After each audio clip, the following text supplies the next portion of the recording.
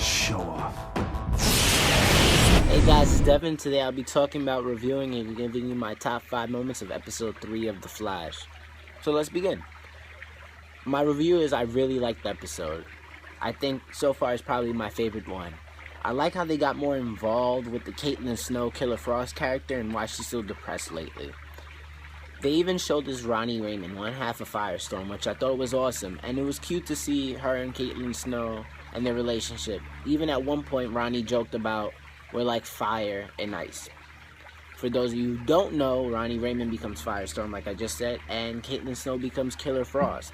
One is based off ice, and one's based off fire. So it was a nice little joke that they did. They showed Barry becoming more like his comic book persona, The Flash, and what he will become in the future, a hero, in a sense. And I think they did a great job of that, how he's growing up and maturing as a character. They even showed how these metahuman villains that Team Flash will be, going up against are very different. One controls the weather, one is able to reproduce Xerox copies of himself at any point, and one became a poisonous gas. Which was really weird to see in a fight scene. You can't really punch the dude because if you do, your fist went through him, which was cool watching, but I would have hated to be in Barry's spot doing that. But overall, I would have to say the episode was an A. I think they did a great job nailing it and giving us a great story to see. And I just can't wait for the next episode. The promo they show is Going Rogue, where we're introducing Captain Cold, aka Wentworth Miller, who will be playing him. And Felicity, people, is coming back to town in Central City.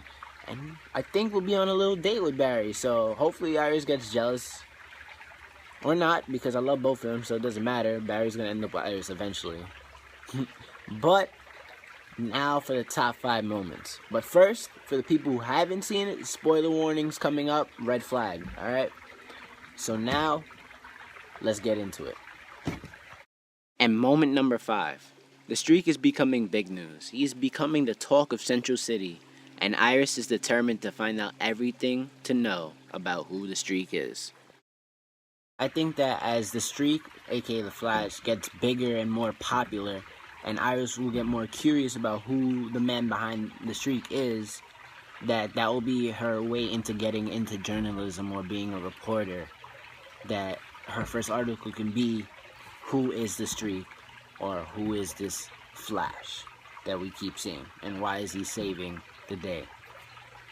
Possibly you? Tell me what you think. Moment number 4. The Flash Museum reference. Yes, for all the comic book fans out there, this was a nice little reference to the comics by Grant Gustin. I wonder, will we see the Flash Museum on the show, in later seasons as the Flash becomes more and more of a hero? Or we get to see the iconic Flash Museum ourselves? I think that would be awesome. Moment number 3. The Particle Accelerator is now a meta-human prison. I guess the Particle Accelerator prison will be like the mini version of the Bell Ref prison. For the people who don't know what the Bell Ref prison is, in the comics, it is a prison that only holds metahumans. Now moment number 2. It's a tie between them showing us Ronnie Raymond for the first time, and when Ronnie is trapped in the accelerator when the explosion happens, that will lead to him becoming Firestorm. So some news was released by Robbie Amell, who will be playing Ronnie Raymond and Firestorm, that you'll see Ronnie again somewhere between episode 4 and 10. But by episode 10, you will see Firestorm and the struggle that he is going through with his newfound powers. In moment number 1, it shouldn't be no surprise Harrison Wells takes the top spot again. On the day of the particle acceleration explosion, Harrison Wells went into his secret office and watched live video footage of Barry getting struck by the lightning that gave him his powers. So it seems that Harrison Wells made sure of things that needed to happen so Barry could get struck by lightning and get his Flash ability. Can be said about how creepy Harrison Wells has been acting for the last 3 episodes. Episode 1, he pulled up a hologram newspaper clipping of the Flash missing from April 25th, 2024. Then episode 2, stabbing Simon Stagg to say that the Flash must stay alive. And then number 3, watching live video footage of Barry getting struck by lightning with a smirk on his face. Now it's really seeming that he is Professor Zoom, because he is orchestrating everything perfectly to make sure Barry gets his powers and does what he needs to do so that Harrison Wells, aka Zoom, can get his powers and be the Reverse Flash. I don't know, but I can't wait for episode 4, Going Rogue, to see more of Captain Cold and more of Harrison Wells acting totally creepy.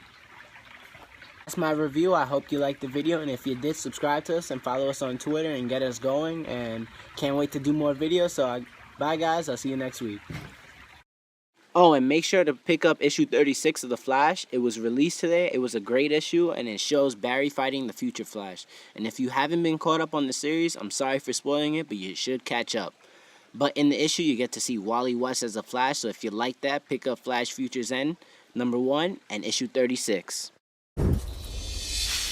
Game on.